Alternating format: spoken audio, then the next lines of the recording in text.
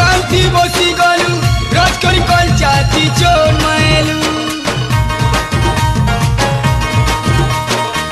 तोर ठोर मिठा नाली चोखे देलू चोखे करी मते फसे देलू इस मोहरा चोड़े तिला पिए करी धीरे धीरे जिंदगी के मोर बर्बाद कलू हाथों को तेरी हम भुला ना सके के जुदा भी